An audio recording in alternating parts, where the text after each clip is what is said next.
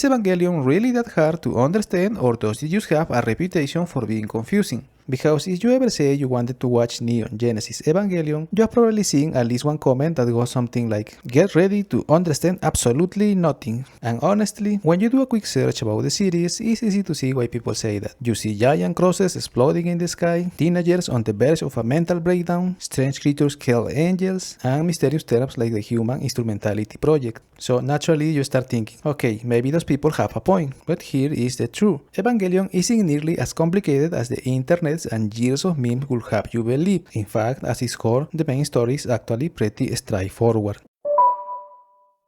The thing is, Evangelion is wrapped in layers of symbolism, a unique visual style, decades of overanalysis, and an ending so unexpected that it earned a reputation for being impossible to understand. And yes, Evangelion is deep, very deep. Its lore is easily among the best you will find in science fiction, but depth doesn't necessarily mean incomprehensible complexity.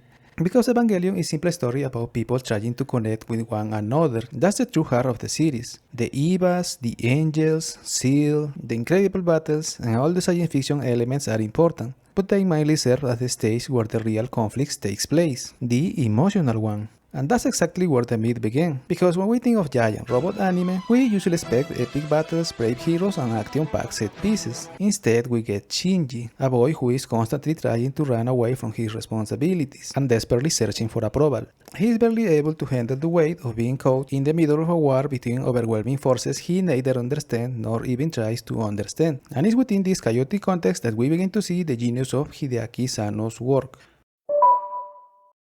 Because many people started Evangelion expecting a traditional giant robot anime, and instead found something far deeper.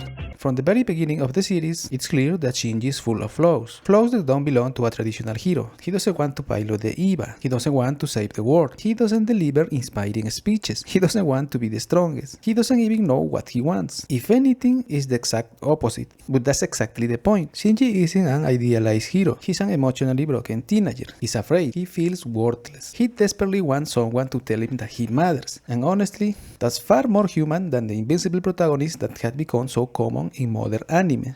And through Shinji and his fears, we begin to realize that almost every major character in Evangelion works in a similar way. Asuka appears strong and confident, but deep down she is terrified of not being good enough. Rei is completely disconnected from the world around her, both emotionally and socially. And Misato might seem like a functional adult, but as the series progresses, we discover that she's carrying her own emotional scars as well. The series never tries to hide any of this. Evangelion puts its characters' psychological struggles front and center. The series focuses on that almost all the time.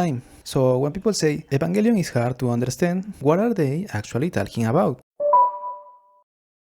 Now, let's be fair, Evangelion's lore can absolutely be confusing. The series introduces concepts like Adam, Lilith, the Second Impact, the Human Instrumentality Project, often without fully explaining them. And as we now know, that was completely intentional. The anime wants to create a sense of uneasy. It wants certain things to feel mysterious. But let's not confuse mystery with complexity, because here is the important part. There is no need to understand every single one of these concepts to enjoy the main story. You don't need to get lost in all the religious symbolism, nor do you need to build an elaborate theological interpretation to understand what Evangelion is trying to say. In fact, Hideaki Anno has stated multiple times that many of the religious symbols were included simply because they looked visually interesting. And this is just my own interpretation, but from the perspective of Japanese culture, Abrahamic religions occupy a similar place to the one Norse or Greco-Roman mythology occupies for many of us. They are fascinating, exotic, and visually rich sources of symbolism. And despite all of that, the internet spent years exaggerating Evangelion's complexity, analyzing every frame in search of hidden meanings and secret symbolism. Some fans even turned the series into a kind of intelligence test, when in reality Evangelion often isn't trying to be nearly that complicated.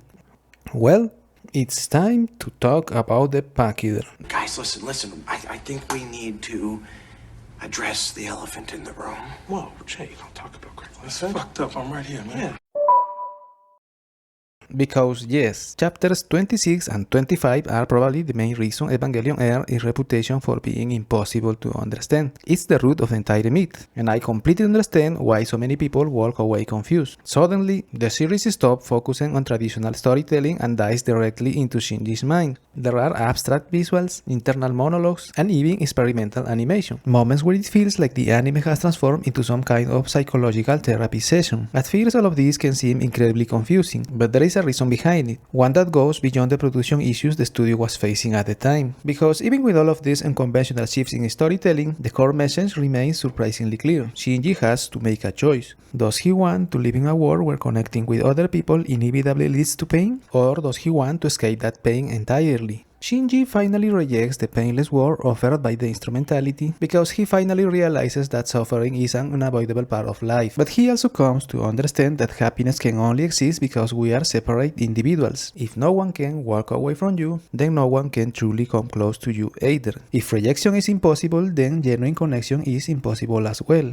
In other words, to love someone, you first have to accept the possibility of being hurt. And that is Shinji's real decision. He's not deciding the fate of the world for some heroic reason. He's not defeating a final villain. He's deciding whether he wants to live in an imperfect reality alongside other people or escape into a painless existence where individuality no longer exists. And in the end, he chooses reality. He accepts that life can be painful. He accepts that human relationships are difficult. He accepts that he might suffer again. But he also accepts that as long as he exists as an individual, there will always be the possibility of happiness, understanding, and genuine connection with other people. That's why the series ends with everyone congratulating him, not because he saved the world in the traditional sense, but because for the first time in his life, Shinji accepts himself and chooses to keep living as a real person in the real world. And that is the most important message in Evangelion. And that's Evangelion. You come for the spectacular battles and the mysterious symbolism, and end up reflecting on loneliness, fear, and the fundamental human need to be accepted. And maybe that's why the series remains so important even decades later. Not because it's the most difficult anime to understand. So if you haven't watched Evangelion yet, do yourself a favor and give it a chance. Beyond its reputation, it's an incredibly engaging story. A story that somehow makes millions of people emotionally connect with broken flawed characters, while giant biomechanical beings fight abstract horrors in some of the most unique battles anime has ever produced.